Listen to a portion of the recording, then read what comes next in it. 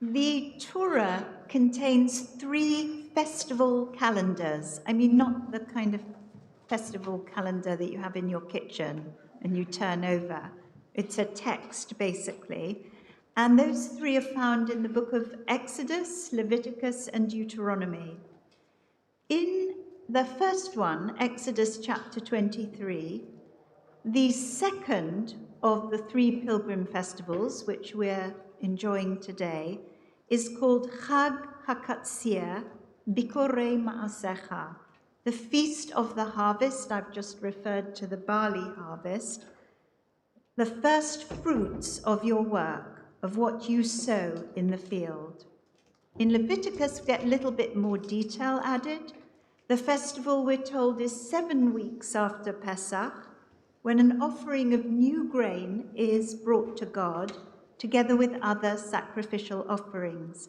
And there, this festival is simply called Mikra Kodesh, along with other festivals, a sacred occasion, when no work must be done.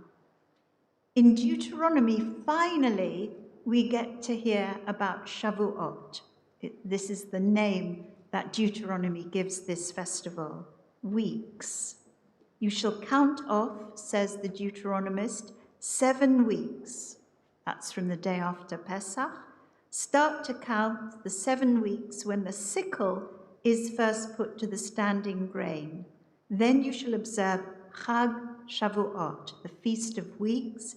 You shall rejoice before the Eternal One, your God, with your son and daughter, your male and female slave, the family of the Levite in your communities, and the stranger, the fatherless, and the widow in your midst. What is so strange about the whole of Tanakh, the whole Bible, is that there is no mention whatsoever of Zman Matan Toratenu, the season of revelation, the season of giving of the Torah, our Torah. And it isn't until well into the post-biblical period that we find the connection made between Shavuot, this agricultural harvest festival, and an elaborate account of Moses receiving the tablets of the law at Shavuot in a book which we find in the pseudepigrapha, the Book of Jubilees. Not part of the Bible. It's a collection of books, probably written in Greek, sometime between the years 330 BCE and 220 CE.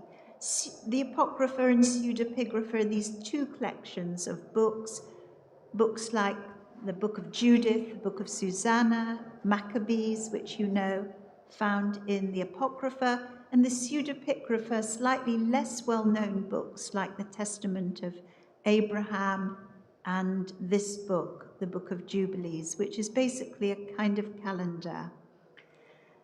By the time we reach the rabbinic period, Shavuot is properly established as the season of the giving of the Torah. On which date? Today's date, the 6th of Sivan, 3 months after the Israelites have come out of Egypt. And then there's no stopping the rabbis with their midrashim explaining why the Torah wasn't given to Israel immediately on their departure from Egypt.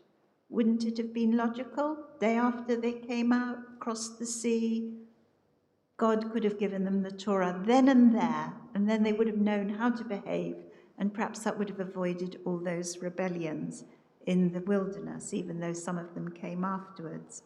Well, one midrash, Kohelet Rabbah, Ecclesiastes Rabbah, gives this rather lovely poetic answer, I think.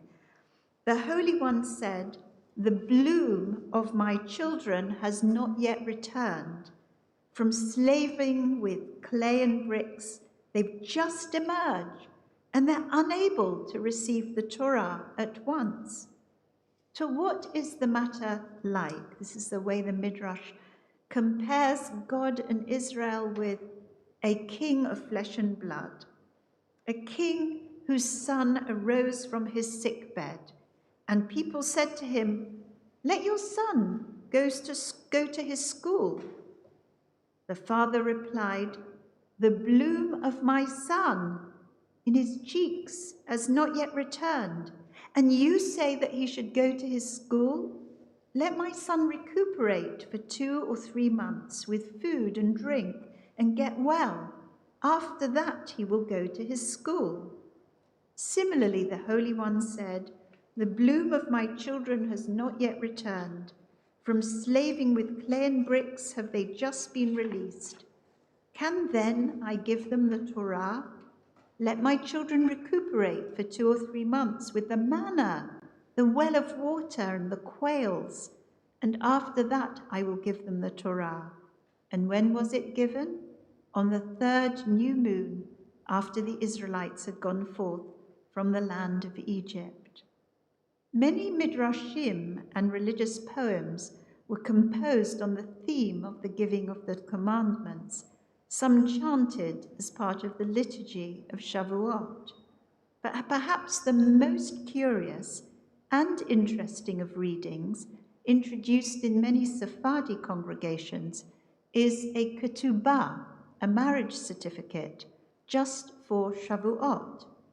There are many versions, but one by the 16th, 17th century poet Israel Nahara is written like an actual marriage ketubah for the marriage between God and his people Israel.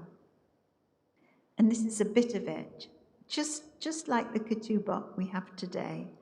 On Friday, the 6th of Sivan, the day appointed by the Eternal One for the revelation of the Torah to his beloved people, the Invisible One came forth from Sinai and said to the pious, lovely, and virtuous maiden, the people of Israel, "Many days will you be mine, and I will be your Redeemer."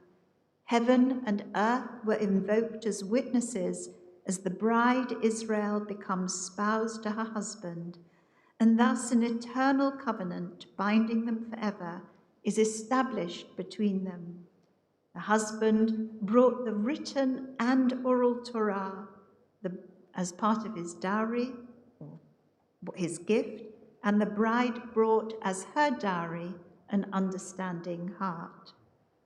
Now, some people might find this imagery of the ketubah and God as the husband and Israel as the wife rather challenging, but it's drawn from the Kabbalistic tradition of the Zohar, the 13th century mystical commentary to the Torah. Here is how the mystics conceived of Shavuot. Rabbi Shimon, that's Rabbi Shimon Bar Yochai, would sit and study Torah all night, and this is where it gets quite complicated and highly mystical, when the bride was about to be united with her husband. Now, the union referred to here is on 2 different levels. On one level, it's that relationship we've just been talking about between God and Israel, but he is also joining 2 attributes of God's existence.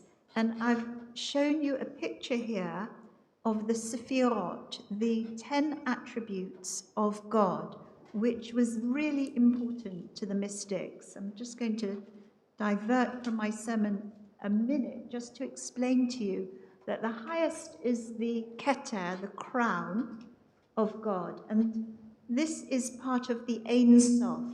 There is no end. This is the most spiritual, the most elusive part of the divine presence.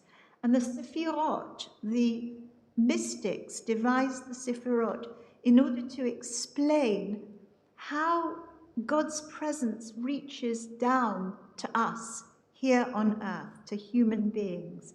We can't just have the Ein Sof suddenly revealing itself to us. That would be almost too dangerous.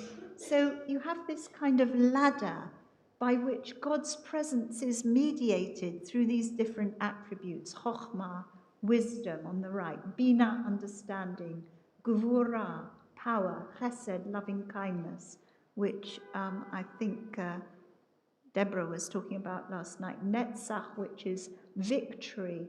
Hod, which is glory. Tiferet, which is beauty. Yesod, which is foundation. And Malchut, which is kingship, sovereignty, but which is also called the Shekhinah, which is so this is confusing in some ways because of these different names, because of the different interpretations. Malchut is the lowest. And when you call it Shekhinah, you can understand that we know the Shekhinah is the indwelling presence of God. And this is the most accessible attribute of God, really. So these are the Sefirot. And one side is seen as being masculine, one side is being feminine. Each of these are associated with patriarchs and other important people in the Torah. Multiple different interpretations. And then you can see that the mystics also associated each festival with one of the attributes, and Shavuot with Tiferet, there in the middle. Now, let me come back to my notes. So I said that on one level, as shown with the ketubah, there's a marriage that takes place between God and Israel on Shavuot. But on another level, and this is where it gets highly metaphysical and mystical, there's also the conjoining of two attributes of God's existence. The Shekhinah at the bottom, Malchut as well, it's called, among humanity, which is a feminine attribute of God, together with Tiferet up there in the middle, which is a masculine attribute. And Tiferet means glory or beauty. So not only is there there's this sort of kind of internal conjoining and consummation. The imagery that's used is highly sexual by the mystics, quite shocking in some way. It's very erotic. This is what preoccupied the mystics, was bringing together the masculine and feminine aspects of God. Rabbi Shimon's act of studying Torah the whole night, which is where we get our Tikkun Leil from, is an act in itself of tikkun, hence Tikkun Leil Shavuot, repair or restoration, bringing together the bride and the groom.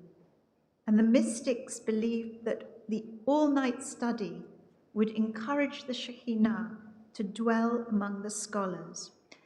The tikkun would begin, in fact, this is how we used to do it in the olden days when we had our Tikkun Leil Shavuot, and some of you will remember, is that Rabbi John Rayner, together with colleagues, would put together a big booklet, and we'd start with the Bible, the Torah. This is exactly what Rabbi Shimon would do, progress to the Nevi'im, the prophets, then the Ketuvim, the writings, then on to the oral Torah, midrashic and mystical interpretations, which were seen as the bride's adornments and finery. The bride then enters the house of study with her attendants, angels, and stands above the heads of the mystics and rejoices with them throughout the night. All night and into the morning, Rabbi Shimon, says the Zohar, would sing the song of the Torah and rejoice, producing new interpretations of the Torah. So for the Kabbalists, Shavuot represents the consummation of the marriage between Shekhinah, or Malchut, and Tiferet. And both these attributes tell us about the union between the assembly of Israel, the Shekhinah, and the divine sovereign.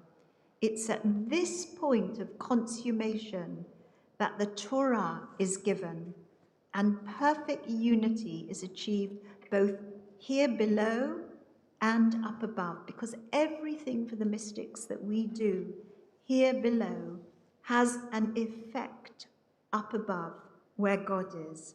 This day, says the Zohar, is the bond of faith. binding of all together in an act of mystical intercourse. And Shavuot is also seen as a day of healing in the Kabbalistic tradition, when the rift between the forces of good and evil in the Jewish soul is healed. So the mystical tradition, complicated, and it sometimes does your head in, takes us a long way from the agricultural origins of Shavuot in ancient Israel, the offering of the first fruits to mark the beginning of the summer harvest. But our Tikkun Leil Shavuot, our almost all-night study program, which was introduced into liberal Jewish practice, Martin, do you remember when Rabbi Rayner introduced 60s, 70s?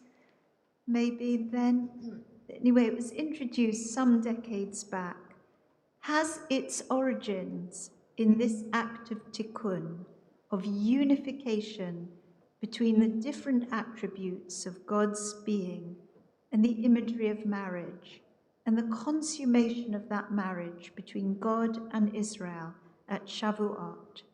The study through the night, our prayers, and all our actions here below are required to be the highest standard in order to ensure that what takes place above is this act of restoration, healing, and unification.